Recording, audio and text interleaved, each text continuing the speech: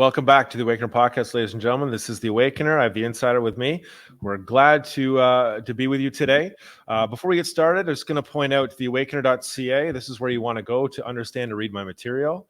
The material that we talk about discusses what is happening on a broad spectrum in the world today. It's very easy to understand. Once you understand that this is not necessarily debate about ideology, this is not a debate or discussion about the Bud Light guy or whether we agree with trans people or not. This is actually a covert all-out war against the Western world by a communist conspiracy. And on the flip side of that is that there's also a U.S. West world military-industrial complex involved in this fight. And you are witnessing this all just come to fruition, and it's beautiful to watch. You are blessed to be alive during this time because it's only going to get crazier. Insider, how are you? I'm doing great, Awakener. How are you doing? I'm good. What's new with you? Oh, yeah. You always ask me that, and there's too many new things to even list. So where do you want to start today? Well, let's start what we're seeing in America, I guess. We'll talk about all the stuff that's regarding the court issues for Trump. First of all, we'll start with that, I guess. What are your thoughts on the Trump court cases? So I'm really happy to see Trump attending these court cases. He didn't have to attend them in New York, and he has a chance to speak out about it, even though now the judge is gagging him on it. The judge has made a clown of himself, as everyone saw. You know, as soon as the cameras came on. Well, first of all, the camera was supposed to be on the whole time. They didn't expect Trump to be there. So the moment they saw that Trump was there, the camera was only on for a very short period of time, and then they shut off the camera because they didn't want to give this guy any more oxygen. But he spoke before and he spoke after each appearance. He makes a very valid statement. This judge arbitrarily, basically, for those who don't understand, the judge is using the municipal property tax assessment of Mar-a-Lago at $18 million. And anyone who understands real estate in that part of the world or Florida knows that Mar-a-Lago certainly is not worth only $18 million. Any basic home in that area is $50 million and up. So Mar-a-Lago on that piece of property is easily, possibly $500 million what it's worth. But anyone south of the border or north of the border understands that your assessed value for your home usually is undervalued from what the market value is. And Trump benefits by having lower property taxes by having an undervalued property. The judge should have taken a proper market value assessment of all of his assets before judging that his assets are undervalued. Right. And the whole thing is a shit show because at the end of the day, Trump paid all the banks off, paid all the insurance companies off. There are no victims here. It's a victimless crime. It's a ridiculous crime for him to be charged with this. And you're doing it now? Like, why are you doing it now? Like, well, the whole thing is a shit show. We always know that. There's been shows for the last 7 years. So why are they doing it now? They had to throw away things, I think, prior to 2014. They couldn't do any business activity that he had prior to that period of time. So the 80% of the case is already thrown out to begin with. It's a disgrace. And the DA, the prosecutor, Letitia James or whatever her name is, I don't know how the hell she graduated from law school. So what are your thoughts? Well, like this is just it's giant optical illusion. Has been an optical illusion since Trump took the presidency. Everything that's happening right now, as we've talked before, is the strategic undo of Barack Obama. And people have to witness the optical illusion of Trump being attacked. Trump had to be impeached for Joe Biden's crimes to understand that Joe Biden was corrupt, which then led to Hunter Biden. Trump is going to have to be charged with some crimes before people know about Barack Obama and all the treason that happened. This is just a giant optical illusion that's been happening for the past 7 years. Really, it's to turn around the Western world. I don't know if you've noticed by now that Google and Facebook are no longer shadow banning anybody on the right. Google and Facebook are actually attacking the Canadian media system here in Canada, which means they're banning all the news so people can't see it. They're getting involved with Justin Trudeau, and they're putting up a fight against all his censorship. And all these companies, which we've talked about before, Google, Facebook, they're all DARPA-based companies. Obviously, they were controlled by people that communists before. We've been watching this kind of turnover for a long period of time, and everything that's happening to Trump is warming people up for what's going to happen to Obama, because this has nothing really to do with Trump. And I know that seems really crazy to say that, but I've explained this for a very, very long time. This is why this is happening. The communists had this grand conspiracy or plan they were going to do to us in Hillary's presidency, or by the end of Hillary's presidency. And this plan has completely failed. And they're actually facing a slow, great awakening in the Western world that is not stopping. And for people to kind of absorb the truth and understand the conspiracy and all the treason and how, our politicians are actually against us, they kind of have to witness this attack against Donald Trump, because, like, optically, people have to be able to absorb what is coming. What is coming is going to be so obscene, and people are going to learn about kind of corruption and treason that they're not even going to dream about or haven't dreamed about. Maybe unless you read this or watch this podcast or read my material, you'll understand. But stuff has to happen to Trump for people to optically absorb what is going to happen. Does this make sense to you? Yeah, it does. I mean, listen, I still have my doubts. I'm hoping that what you're saying is correct. And a lot of the evidence does fall in line with what you're saying. So that's why I have faith in it and I believe in it. But until it actually happens, we're just, on pins and needles. Well, it's just happening so long because, like, what's happening is they have to get most of the population in the Western world awake to what is happening. This awakening happens through people noticing their political opponents or their political side, like Trump, being attacked for basically no reason. Do I think he's a perfect guy? No. Do I think he has maybe some kind of corruption? Sure. Is it corruption to the level of Joe Biden, Barack Obama? Absolutely not. No. But like, people have to witness this attack to get motivated to vote, to wake up. They have to see the incongruencies. They have to understand about COVID. Like, people have to wake up. You can't just tell people what I'm explaining. Like, I've been explaining this story to people forever now. I've been explaining the story, pretty much the same story, I would say, for the last 4 years. And a lot of people are sitting home watching this going, oh my goodness, it's starting to come true. It's starting to come true. But at first, people thought it was absolutely crazy. How can I wrap my mind around this? What Ma, or the Awakener, is telling me? It's unfathomable, right? To understand your politicians who work for this global establishment are actually traitors. They actually work for a communist conspiracy to feed us poison, to destroy the Western world, right? The battle over our kids, right? Think about my parents. My parents are older. My parents are really the last generation that were completely anti-communist. Right. My generation, there's half and half. I know, it's shocking. So why do you think there's a battle over our kids? Why do you think there's a battle over my generation and their kids? Is because they're trying to make them all communists. So nobody will be able to fight for the Western world. Yeah, exactly. It's that simple. And if you understand that this is not about a debate, but it's actually about a war, and you take that whole plunge and see that struggle, you understand exactly what's happening. Well, there's no question there's a war going on, whether people realize it or not. I find south of the border that people are far more awake. They understand it a little bit better. I think people are waking up south of the border more. In Canada, they're slowly waking up. There's more people are starting to see, like you said, the incongruencies.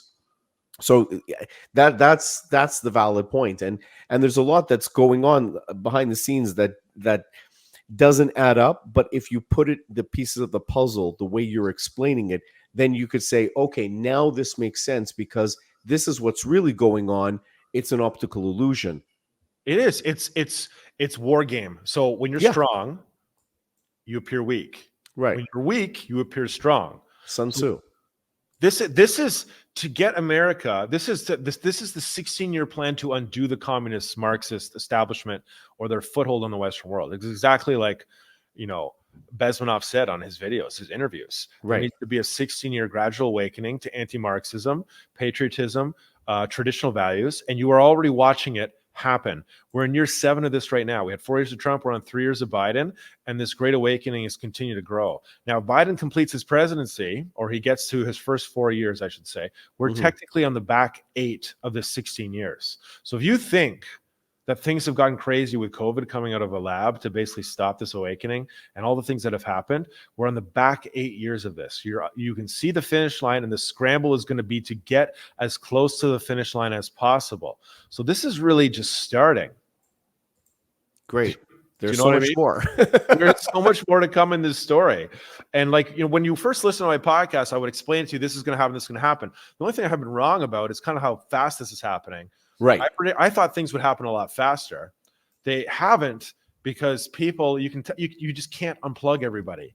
You can't tell people, If you sat me in front of 2 million people and I explained to them everything that's happening, 1.9 million of those people will go, oh, he's full of it. There's no possible way. They can't even fathom that we have an enemy.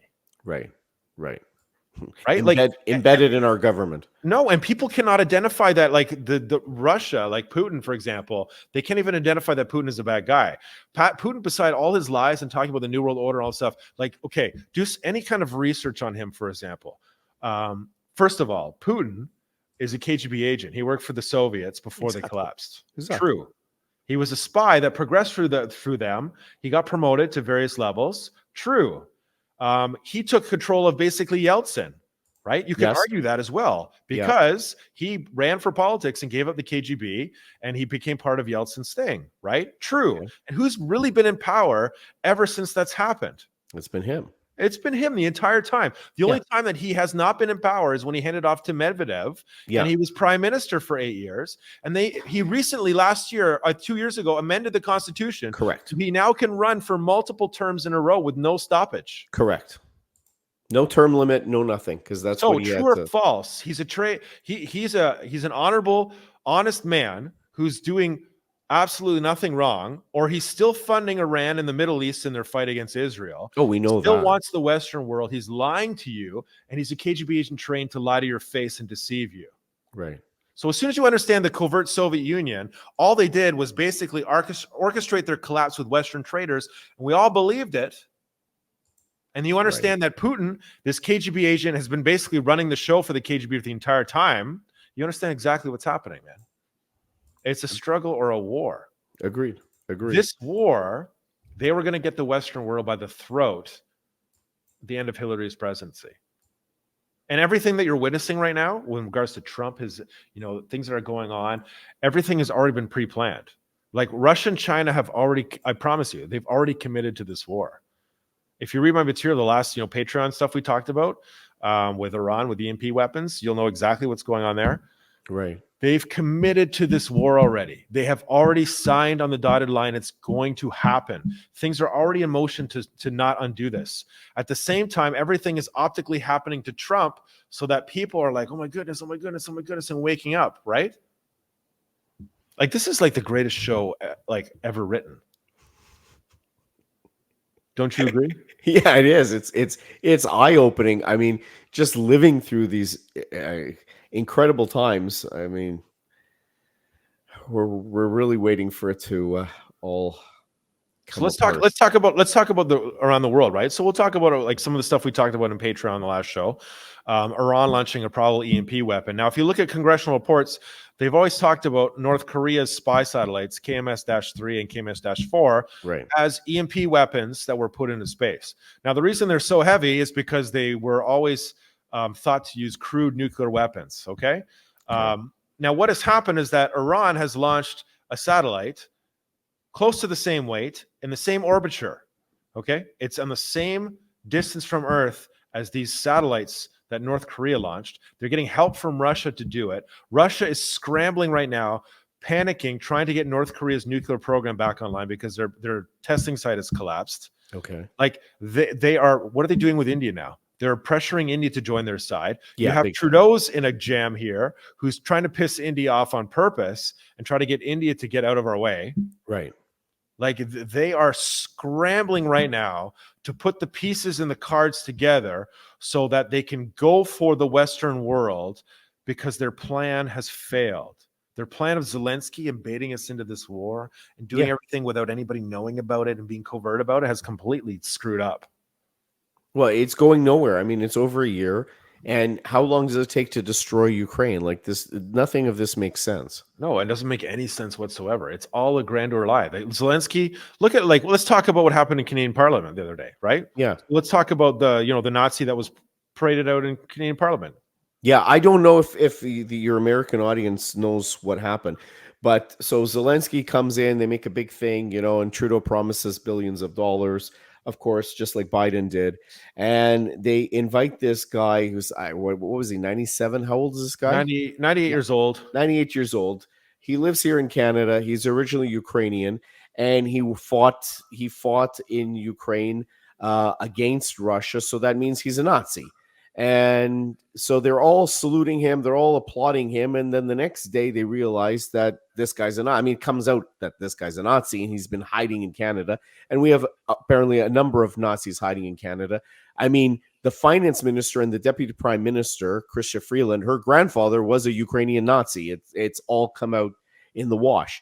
And so our speaker of the House had to step down, was forced to step down after a couple of days, because all guests are invited through the speaker's office, but the prime minister's office is made aware who the guests are. So the prime minister is trying to blame the speaker, which is nonsense, because the prime minister controls everything with respect to our If you know government. anything about Canadian politics, once they have a majority, well, I know that he doesn't have a majority, but basically the Prime Minister of Canada is like the Queen of England. She can do whatever she wants. Exactly. The problem with our system, which we have the British Westminster system, the moment you elect a prime minister with a majority, or in this case, he has a coalition government, which gives him a majority, he is elected king. He picks the person who represents the monarch, which is the governor general. He picks everyone in the Senate, because our Senate's not elected, it's appointed by the prime minister. He picks all the chief justices on the Supreme Court. He picks who the ministers are in his cabinet.